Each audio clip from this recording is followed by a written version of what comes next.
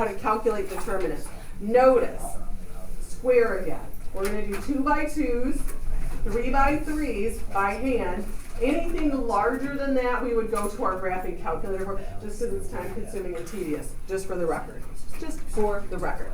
Okay, if a matrix is square, same number of rows and columns, 2 by 2, 3 by 3, we can assign this value to it called the determinant. Maybe you've noticed in your matrix menu, there's a DET. That stands for determinant, just for the record. We're going to use them, like I said, to solve systems of equations, and there's some geometry applications to them. Now, first, the 2 by 2 is super duper easy. Couple things on notation.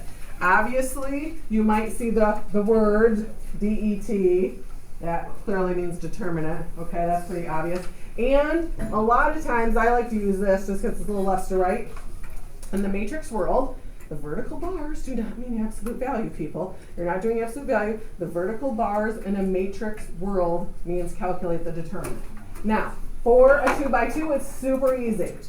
You're going to do AD, you're going to multiply that diagonal minus BC, which we had to make that calculation yesterday when we started off doing inverse of a 2 by 2. It is the same calculation, but for determinant, that's the only thing I need. So for 2 by 2, I mean, definitely quicker to do them by hand. 2 times 2 minus the other determinant, the other product on the diagonal, -3. For a total of, that's what we're doing, I told you it's easy. Obviously 3 by 3 is more calculations, but still easy. All right, same thing, 3 times 4. Ooh, in a fraction, wow, what's 2 times 3 halves? So we get 9. I don't think we need to spend any more time on the 2 by 2. That's as wild as it gets. 1 by 1, I'm just going to mention it, but really it's kind of pointless. If you have a 1 by 1 matrix, one single entry in it, the determinant is that value. What do you multiply it with? It just is what it is. Am I ever going to ask you for a 1 by 1? Yeah. Oh, one wishes. Okay. Probably not, because really it's kind of useless. We don't really use it all that much. All right, 3 by 3. Let's do it. Now, still easy, but more calculations. Now, if you ever look at how to, or Google for whatever reason, how to do determinant of a 3 by 3, there's multiple ways to calculate it. I've done them all. Usually a lot of times they like this long-winded minors and cofactors process, which I find irritating. I'm going to show you kind of a little hack or a pro tip on it. We're still going to multiply on the diagonals, but the setup, close attention to detail in the setup. First thing I'm going to do is repeat the first 2 columns at the back. So the first column, 0, 3, 4, I'm going to jot that down. And then I'm going to do the middle column, and you'll see why here in a minute. Okay. You're still multiplying on diagonals. So I'm going to start in the top left corner. So I'm starting at the 0, and I'm going to multiply its diagonal.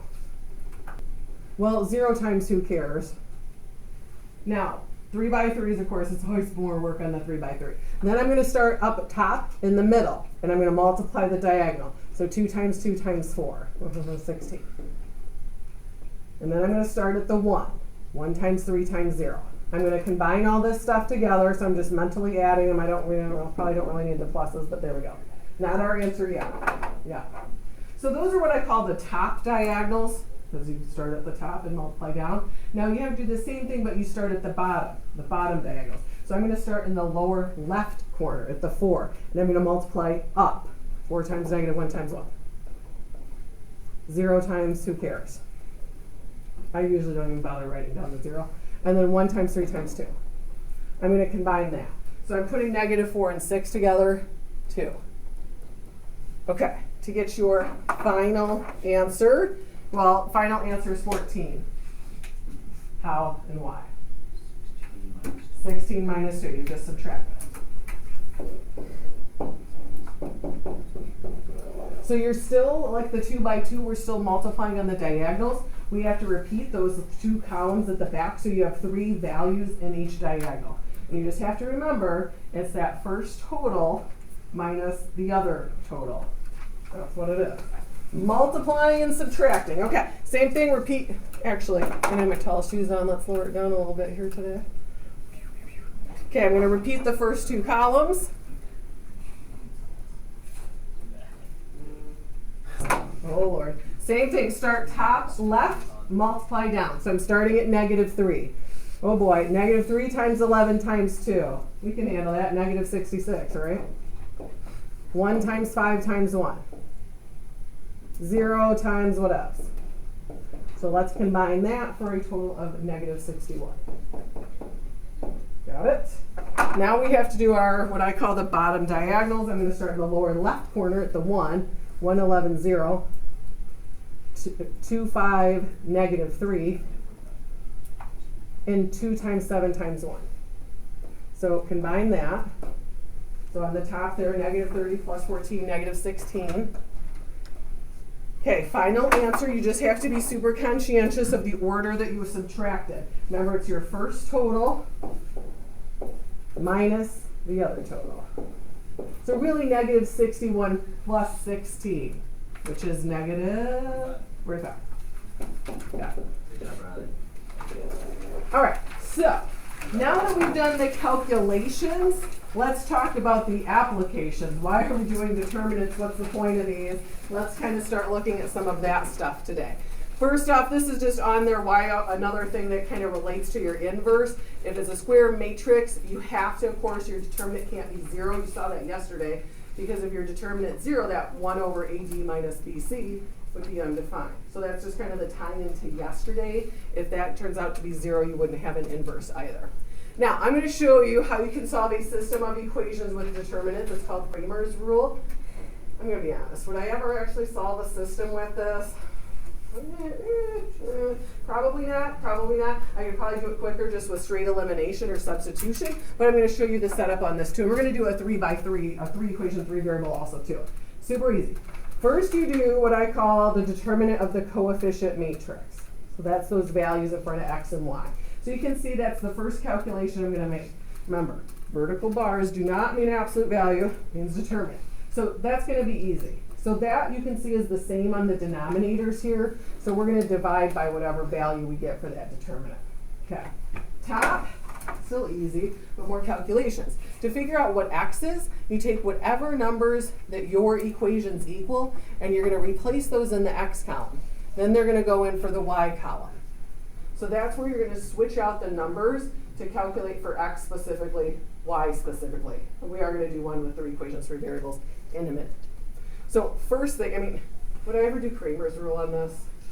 No, I would just times the bottom by -2 and do elimination. But we're going to do Cramer's rule on. So first thing I'm going to do is the determinant of the coefficient matrix. So the 2, 1, the 6, 8.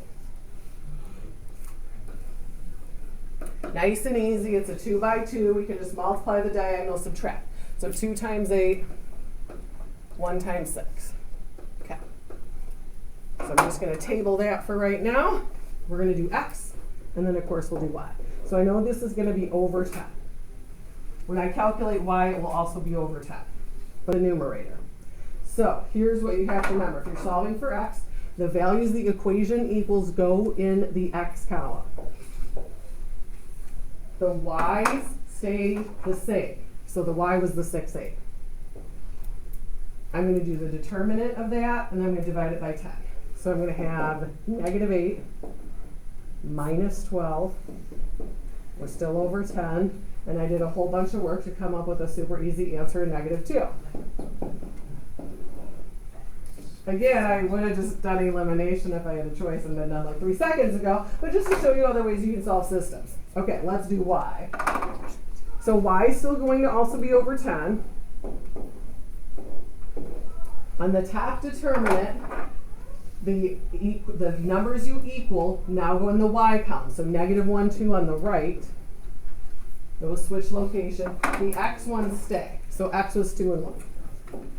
So I'm going to do the determinant on the top. I'm going to have 4 minus -1.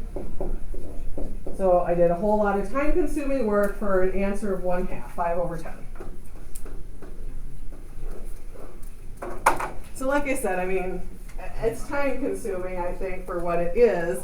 I would have just straight done elimination if I had a choice, but good to take a look at. It might be a little, now, a 2 by 2, 2 equations, 2 variables. I would never do this on it. But I do think it might be a little quicker on a 3 equation, 3 variable versus like Gauss-Jordan or something. Especially if this happened to be in like the calculator part of your test, it might be a little quicker. I don't know, we'll see. So same deal, same process. First I'm going to do the determinant of the coefficient matrix. So x 2, 1, 3, y negative 3, 0, negative 2. Make sure you catch that 0. And z 4, 6, 0. Now here's the yuck part on this, as we know. 3 by 3 is more time consuming, okay? Because we got to repeat those first two columns. So very, very time consuming. And then we have to do all the diagonal multiplication, starting top left. 2, oh, I like zeros. Okay, good, good. Yeah, stop there. Negative 3 times 6 times 3. Negative 9 times 6. 4 times 1 times negative 2. So let's total that up. So very fun, so very fun. Okay, let's start, of course, bottom left. I always like when there's a 0. Makes my life easy. So negative 2 times 6 times 2. And then, of course, a 0. So we need to figure out what's negative 62 minus negative 24. So calculate that. You get negative... Don't all yell at once. Thank you. Good job, Owen. Whew. Okay. Now I haven't even solved for a variable yet. Yeah. Good job, Owen. Good job, Owen. Lucky today, Owen. Don't step right there. Do you have any Cramer? There is. You know what? Open the gray cabinet, the left-hand side. There's a bunch in the bottom. You might have to pull the drawer kind of hard. Bottom. Yeah. Got it. Okay. All right. So what is it? Negative 38. Okay, so to figure out the numerator for x, here we go. Oh, so very time consuming. What is happening back there? What happened? I don't want to know. Actually, don't tell me. 105 goes in for x. Okay. Remember the y's and the z's stay as they are. So y was the negative 3, 0, negative 2, z 4, 6, 0. Okay, for the sake of time. Are we okay with if you had to write it down and do the determinant and the multiply and the Yeah. Okay, so if you do all of that by hand, you get, I gotta look here, you get negative 78.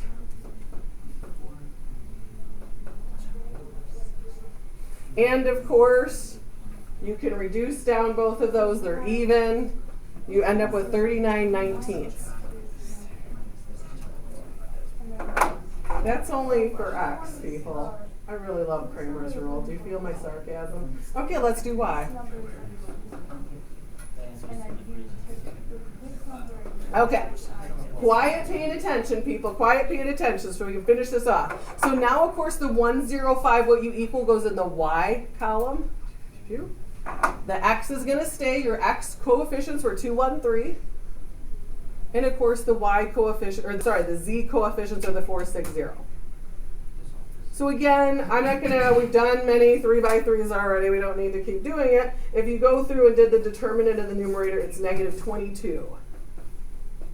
And of course you're over negative 38. 2 negatives make a positive. I'm gonna reduce that down to 11/19 for y. And I'm going to scroll it up because, Lord help us, we still have to calculate z. So fun. Don't you love Cramer's rule? Really love it? You do all the time? Okay. So now your blue numbers, or mine are in blue, I should say, are going to go in the z column slot. So we're going to have 105 at the end. The x's are going to stay. So remember the x coefficients were the 2, 1, 3. And the y coefficients were the negative 3, 0, negative 2. So again, do all the diagonals, the multiplying. I forgot what it was. I gotta look here. You end up with 13 for the top. Now, nice thing, at least 13's prime, it won't reduce. At the very least, though, I am going to kick the negative out front. So I'm going to put it as negative 13/38. Would I realistically, if I have a choice, ever use Cramer's rule? No. Probably not, it's time consuming, but just another method you can use to solving equations. Now, let's talk about the next thing coming up here, some area triangles, okay? I kind of do like this, actually. Teaching geometry, my love of geometry, your love of geometry, I should say. So, old school days, if I just said, hey, here's the 3 vertices on the triangle, I need the area. Oh man, that could be a really time consuming problem, because if you plot it, so I'm already thinking old school formula, base times height over 2. I'm like, oh man, I'd have to find the height, I'd have to make it perpendicular, I might have to use SOHCAHTOA to get some height values, it'd be pretty time consuming. Or I could use Huron's area formula from back in chapter 7, where I go through and I do distance formula 3 times, all that square root of s minus a, s minus that, and it'd be really time consuming. Determinants. All you have to do is write down the 3 coordinates of the vertices in any order, fill in the last column with 1, so it is square, and your area is half of that determinant answer. Now, the plus or minus is on there because you guys know area should always be a positive answer. But we've had negative determinant values. So if you get a negative determinant, you need to affix the negative sign on it so you have a double negative which kicks it to a positive. Or really, I don't get in a frenzy over the plus minus, I'm just like it's area, it's gotta be positive. So, I'm gonna first, I'm not gonna get crazy, we're gonna write down the ordered pairs of the vertices. So this guy's at 1, 2. This guy's at -1, 4. And the top one, where are we at on the top one? 3, 6? Okay. Now, we're going to do our determinant. Area equals. I'm going to throw the plus or minus and the half here. It doesn't matter the order you write the vertices. It doesn't matter which one you start with. I'm just going to start with the top. 3, 6. I'm going to do -1, 4. And I'm going to do 1, 2. Here's what you have to remember. To do a determinant, it has to be square. So you have to remember to fill this in with 1s. And now here's the crud part. We have to rewrite the first 2 columns and multiply the diagonals and do all the work. Fun. Okay, so I'm going to rewrite the first 2 columns. I'm going to start in the very top left corner and start multiplying my diagonals. So 3 times 4 times 1. 6 times 1 times 1. 1 times -1 times 2. So we're going to combine that up. 18 minus 2. Running out of room almost, okay? Start now in the bottom left corner. 1 times 4 times 1. 2 times 1 times 3. 1 times -1 times 6. So I think I heard it 16 minus 4, which is 12. Now, not my final answer. Final answer. Final answer. 1/2, we got 12. Final answer is positive 6. Positive 6. I don't get in a twist over the plus minus, I just say, and hey, I can't help myself, I'm going to label it unit squared. They don't give us feet or inches or anything. Yeah. So way easier than if I had to do like distance formula for Huron's area formula or base height over 2 or any of that shenanigans. Elliot. Shouldn't it matter what order you put the points in? Nope, sure doesn't. You'll get the same thing regardless. So last thing, of course, as you know, coming up, our calculator 9, calculator test. You can do these on your calculator. Because clearly, I mean, if we took just a no calculator test, it'd be incredibly time consuming. So you'll see, especially when you get the review packets, there are some determinants to straight calculate the determinant on the by hand part. And then some of this application stuff is on the calculator part. Because I'm more concerned, do you remember how to set up the determinant and do the half? Can you set up Cramer's rule and do the determinants in your calculator? So let me show you how to do it in your calculator, a little screenshot there for you. So of course, pull up, get in your matrix menu. We're going to go over to edit. As always, you know I like to do mine as A all the time. I have no idea what's in here from Trey. Let's find out. So let's type this guy in. 6, enter there. I feel like I should have some Jeopardy music playing.